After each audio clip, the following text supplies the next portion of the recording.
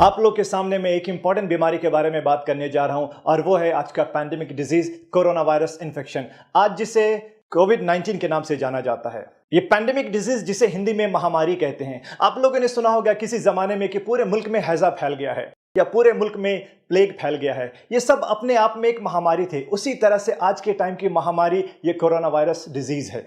Social media, WhatsApp, Facebook के जरिए हमारे पास बहुत सारे इंफॉर्मेशन है ये कोरोना वायरस के बारे में। इसमें कुछ सही है और कुछ गलत। इस सही गलत के चक्कर में बहुत सारे लोगों की जिंदगी पे और बिजनेस पे काफी असर पड़ा है। लोगों में एक बहुत डर का माहौल बना हुआ है। लोगों को लगने लगा है कि अगर उनको ये इन्फेक्शन हो जाएगा तो उनका मरना पक्का है, जबकि ये बिल्कुल गलत बात है। ऐसे सिचुएशन में मेरी जिम्मेदारी है कि मैं आपके सामने सही इंफॉर्मेशन दूं और गलत बातों से आपको सावधान करूं। आइए समझते हैं इस वायरस के बारे में। जो सबसे पहला केस दुनिया के सामने आया वो वुहान शहर से, जो चाइना में पड़ता है। जब आउटब्रेक हुआ था तो उस टाइम कुछ लोग वहां पे गए हुए थे, कुछ लोग बिजनेस के लिए, कुछ एजुकेशन के लिए और कुछ लोग घूमने के लिए। सेम टाइम पे जब वो वापस आए, एक मुल्क से दूसरे मुल्क, दूसरे मुल्क से तीसरे मुल्क, और इस तरह से पूरे दुनिया में ये इन्फेक्शन फैलता गया। सबसे पहला सवाल कि ये बीमारी फैलती कैसे है। आपको बता दो, ये बीमारी क्लोज कांटेक्ट से फैलती है, सांस के जरिए। ये एक रेस्पिरेटरी डिजीज है। ये वायरस हमारे नाक से होते हुए सीधे लंग्स में पहुंचता है। आप इस वायरस के स्ट्रक्चर को देखिए, इसमें कुछ स्पाइक्स जैसे नुकीली चीजें हैं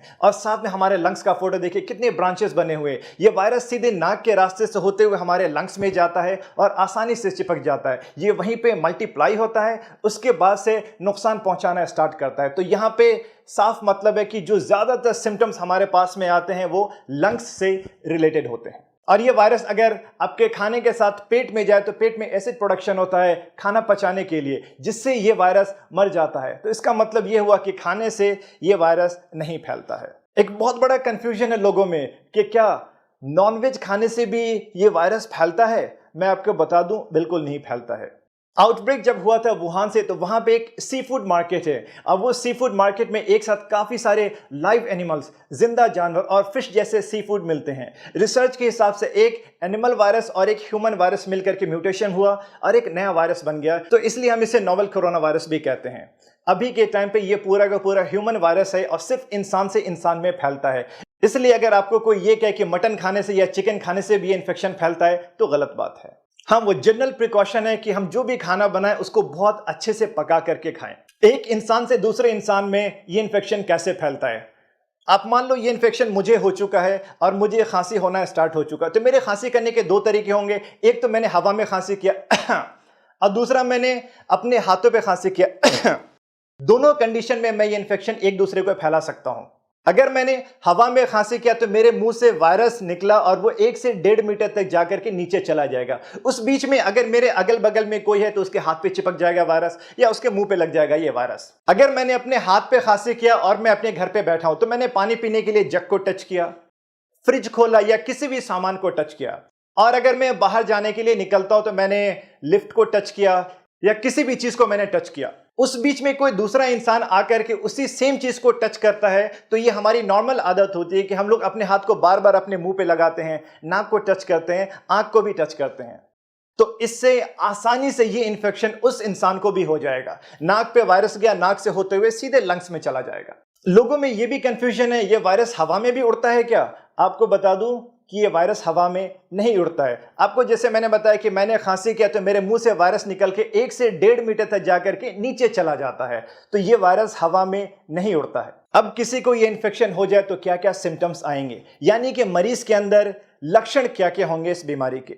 जो सबसे पहला लक्षण स्टार्ट होगा वो तो आम फ्लू जैसे सर्दी जुकाम और गले में खराश, लेकिन इसके साथ में सूखी खांसी और बुखार भी होगा। मतली जैसा यानी कि उल्टी होने का मन भी होगा पेशेंट को, और धीरे धीरे ये सिम्टम्स और ज्यादा बढ़ते जाएंगे वक्त के साथ। साथ में उनकी हिस्ट्री भी देखिए कि पिछले 10 से 12 दिनों में वो किन किन जगहों पे गए हैं।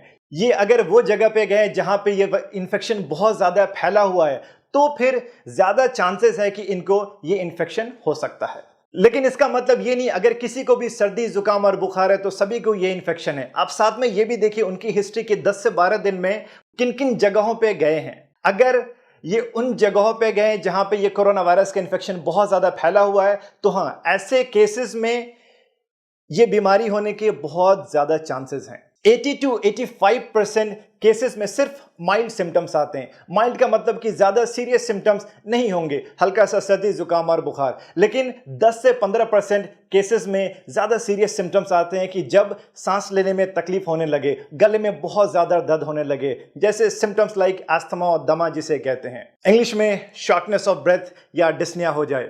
अब तक बच्चों में ये बीमारी ज्यादातर नहीं देखी गई, लेकिन इसका मतलब ये नहीं कि बच्चे 100% सेफ है। ज्यादातर बड़े लोगों में इस बीमारी का असर देखा गया है। नौजवान और हेल्दी लोग इस वायरस को आराम से बर्दाश्त कर सकते हैं, लेकिन जिनका उम्र 60-70 साल से ज्यादा है, बूढ़े, ज़ईफ और जिनको साथ में कोई दूसरी बीमारी भी है जैसे कि डायबिटीज, हाइपरटेंशन, दिल की बीमारी, उनके लिए यह वायरस को बर्दाश्त करना मुश्किल होगा। उम्र के साथ और बाकी बीमारियों के साथ इंसान का इम्यून सिस्टम थोड़ा कमजोर हो जाता है। इम्यून सिस्टम का मतलब हमारे शरीर की अपनी शक्ति होती है बीमारी से लड़ने की। अगर किसी को ये सारे सिम्टम्स आ जाए तो आगे आपको क्या करना चाहिए? आप सबसे पहले इस हेल्पलाइन नंबर पे फोन करिए और अपने सिम्टम्स के बारे में बताइए। ये हेल्पलाइन नंबर इंडियन गवर्नमेंट की तरफ से है। हेल्थ अथॉरिटीज के लोग आपसे बात करेंगे और आपको सही मशवरा देंगे। जरूरत पड़ने पे आपके दिए हुए एड्रेस पे आएंगे और आपका जांच करेंगे। अगर उनको सारे सिम्टम्स इस वायरल इन्फेक्शन का लगेगा तो आपके गले से स्वैब कल्चर लेकर के टेस्ट के लिए जाएंगे, और ये टेस्ट अभी सिर्फ सरकारी लैब सेंटर्स पे ही हो पाएगा। फोन नंबर के अलावा हर स्टेट में कुछ खास सरकारी हॉस्पिटल है जिसे इस वायरल इन्फेक्शन का स्पेशल सेंटर बनाया गया, आप वहां पे जाइए। आपका टेस्ट अगर के पॉजिटिव आ जाता है तो उसके बाद में क्या होगा? सबसे पहली बात, आपको बिल्कुल भी नहीं घबराना है, बिल्कुल भी नहीं डरना है।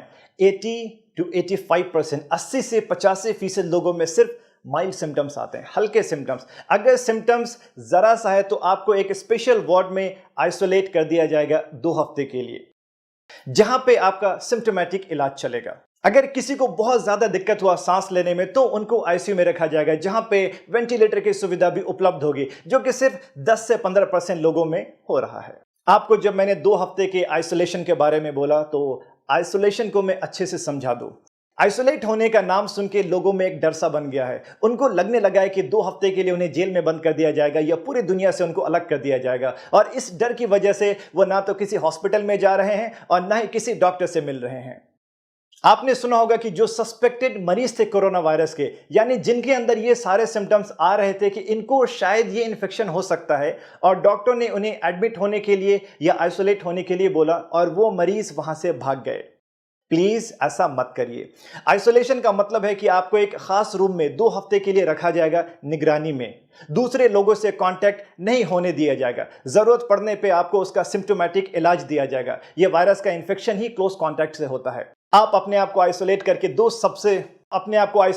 दो सबसे बड़ा काम कर रहे हैं। एक तो बिल्कुल सही टाइम पे आपका इलाज स्टार्ट हो गया, दूसरा आपसे किसी और को ये इन्फेक्शन नहीं फैलेगा। आपके 2 हफ्ते आइसोलेट रहने से सैकड़ों लोगों की हिफाजत होगी, आपकी अपनी फैमिली की हिफाजत होगी, और 2 हफ्ते के बाद आप अपनी आम जिंदगी सेहतमंद होकर के बिल्कुल नॉर्मली गुजार सकते हैं। इस बीमारी का इन्फेक्टिविटी रेट और डेथ रेट कितना है? आइसोलेट होने पे जब इतना फोकस किया जा रहा है तो उसकी सबसे बड़ी वजह है इसका हाई इन्फेक्टिविटी रेट, यानी एक इंसान से दूसरे इंसान में बहुत तेजी से फैलता है। सबसे पहला केस दुनिया के सामने दिसंबर 2019 में आया था, लेकिन आज 21 मार्च के सुबह तक पूरी दुनिया में 2,75,000 से ज्यादा लोग इन्फेक्टेड हो चुके हैं।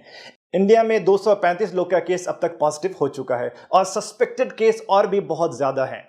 लेकिन एक अच्छी बात यह है कि इसका डेथ रेट 4% से भी कम है, यानी कि अगर 100 इंसान को इन्फेक्शन हो जाए तो डेथ सिर्फ 3 या 4 लोगों में हो रहा है। और वो 3-4 लोग जो इन्फेक्टेड है वो भी जो ज्यादा बूढ़े, ज़ईफ हैं या जिनकी इम्यून सिस्टम बहुत ज्यादा कमजोर है। आपको अगर ये इन्फेक्शन हो जाए तो उसके बाद आपका इलाज कैसे होगा? अगर आपको सिम्टम्स नहीं है तो आपको होम आइसोलेशन के लिए मशवरा दिया जाएगा। अगर माइल्ड सिम्टम्स है तो आपको एक स्पेशल वार्ड में आइसोलेट किया जाएगा, जहां पे आपको निगरानी में रखा जाएगा और सिम्टोमेटिक इलाज दिया जाएगा। सिम्टोमेटिक इलाज का मतलब है कि आपको जो भी तकलीफ है वो तकलीफ को कम करने की दवा दी जाएगी। अगर आपको बुखार है तो बुखार की दवा दी जाएगी, खांसी है तो खांसी की दवा दी जाएगी, या उल्टी हो रहा है तो उल्टी के लिए दवा, पेट में दर्द है तो पेट दर्द की दवा। अगर केस बहुत ज्यादा सीरियस है, यानी कि सांस लेने में दिक्कत होने लगी है, सांस की प्रॉब्लम है, तो ही ऐसे सिचुएशन में आईसीयू की जरूरत पड़ेगी। अभी 100% कोई भी स्पेसिफिक मेडिसिन या वैक्सीन मार्केट में नहीं आया है। अब इस बीमारी को आगे फैलने से कैसे रोका जाए? आपको जैसे मैंने बताया कि इसका इन्फेक्टिविटी रेट बहुत ज़्यादा है, यानी 1 से 2, 2 से 4 और 4 से 8 बहुत आसानी से फैलता है। अगर किसी एक इंसान को ये इन्फेक्शन हो जाए और हमने उसको एक जगह पे आइसोलेट कर दिया तो उस इंसान से आगे नहीं फैलेगा, या खुद हमने अपने आप को ज़्यादातर लोगों से दूर रखा, वो इसलिए कि हमें पता नहीं है कितने लोग इन्फेक्टेड है, तो हमने अपने आप को बचा लिया। ये आइसोलेशन और ये दूरियां ही इस इन्फेक्शन को आगे फैलाने से रोकेगा। आगे हमें क्या क्या प्रिकॉशंस लेने चाहिए? सबसे पहला, लाइफस्टाइल मॉडिफिकेशंस। हर बात पे हम लोग अपना हाथ मुंह पे लगाते हैं, नाक को टच करते हैं, ये आदत हमें बंद करना होगा। अपने हाथ को मुंह पे मत लगाइए। खांसी हाथ पे करते थे पहले, अब अपने बाजू पे करिए। ये वो जगह है जहां पे आप आसानी से टच भी नहीं करते हैं और आसानी से बाद में आप अपने कपड़े को भी बदल सकते हैं। आपको अगर सर्दी जुकाम है तो प्लीज मास्क पहनिए ताकि दूसरे को इन्फेक्शन ना फैले। मास्क गीला होते ही बदल लीजिए। आपको मास्क के बारे में बताता चलूं कि जो जनरल मास्क है उससे 100% सेफ्टी नहीं है। सर्जिकल मास्क या N95 मास्क से काफी हद तक सेफ्टी है, लेकिन N95 मास्क सभी के लिए रिकमेंडेड नहीं है। जो हेल्थ केयर के लोग हैं, जो मरीज से बहुत क्लोज रहते हैं, उनके लिए ये बिल्कुल जरूरी है। एक एंटी पॉल्यूशन क्लॉथ मास्क है जो यूज कर सकते हैं आप, और सुबह से रात तक मास्क लगाने की भी बिल्कुल जरूरत नहीं है। लोगों से दूरियां मेंटेन करना काफी होगा। बाहर किसी भी पब्लिक एरिया में जा रहे हैं तो प्लीज मास्क लगाइए। हाइजीन मेंटेन करिए, लगातार हाथ धोते रहिए सैनिटाइजर से या साबुन से हर 3-4 घंटे पे। सैनिटाइजर शायद हर किसी के पास में ना हो, लेकिन साबुन हर जगह पे है। अगर आप बाहर के एरिया से अपने घर के अंदर जाते हैं तो प्लीज अपने सारे कपड़े बदल लीजिए। हाथ और मुंह को बहुत अच्छे से धोइए। भीड़ में जाने से अपने आप को रोकिए, वो शादी की भीड़ हो, राजनीतिक भीड़ हो या कोई धार्मिक भीड़ हो। हाथ मिलाना और गले मिलना अभी बंद करिए। हर इंसान से 2-3 मीटर की दूरियां मेंटेन करिए। ज्यादा अच्छा है कि अपने आप को कुछ दिनों के लिए लॉकडाउन कर लीजिए। अपने घर की सफाई सूखे झाड़ू से नहीं करिए, बल्कि सीधे पोछा लगाइए।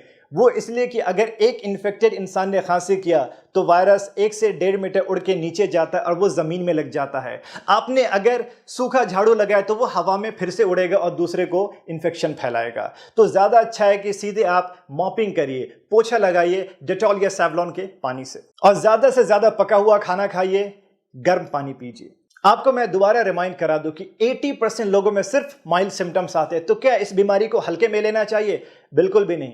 आप में से जो लोग हेल्दी हैं, यंग हैं, आपको इन्फेक्शन हुआ आप बर्दाश्त कर लेंगे, लेकिन आपके घर पे रहने वाले या अगल बगल में जो बूढ़े ज़ईफ लोग हैं या जिनका इम्यून सिस्टम कमज़ोर है, वो इस बीमारी को बर्दाश्त नहीं कर पाएंगे। ये इन्फेक्शन बहुत ही तेज़ी से फैल रहा है। जो हालत आप इटली के देख रहे हैं, न्यूज़ के ज़रिए, वो हालत हमारे हिंदुस्तान में ना फैले।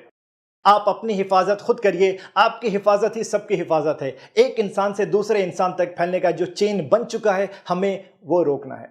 लोगों को एजुकेट करिए, सबको इस बीमारी के सिम्टम्स और प्रिकॉशंस के बारे में बताइए कि ये बीमारी से कैसे बचा सकता है और इसको आगे फैलने से कैसे रोका जा सकता है। प्लीज घबराइए मत और डरिए मत, एक दूसरे का हिम्मत बढ़ाइए। अभी सबसे इंपॉर्टेंट है इस बीमारी से लड़ने की और इसको खत्म करने की। आपके पास, हमारे पास जान है तो जहान है। आज के टाइम पे shopping malls, cinema theatres, schools, universities सब बंद हो चुके हैं सिवाय हॉस्पिटल के। हॉस्पिटल में काम करने वाले doctors, nurses, lab technicians, ward boys, guards या जो भी स्टाफ्स हैं हॉस्पिटल के, उनके काम में सपोर्ट करिए और उनका शुक्रिया अदा करिए। ये वो लोग हैं जो अपनी जान को खतरे में डाल के हर किसी की हिफाजत कर रहे हैं। A big salute to all medical professionals. Health care administration से या हमारे सरकार की तरफ से जो भी इंस्ट्रक्शंस आते हैं, प्लीज उसको फॉलो करिए। इसी में हम सबकी भलाई है। आप सब लोग सेहतमंद रहिए, खुश रहिए और ये कोरोना वायरस से सेफ रहिए। Thank you so much.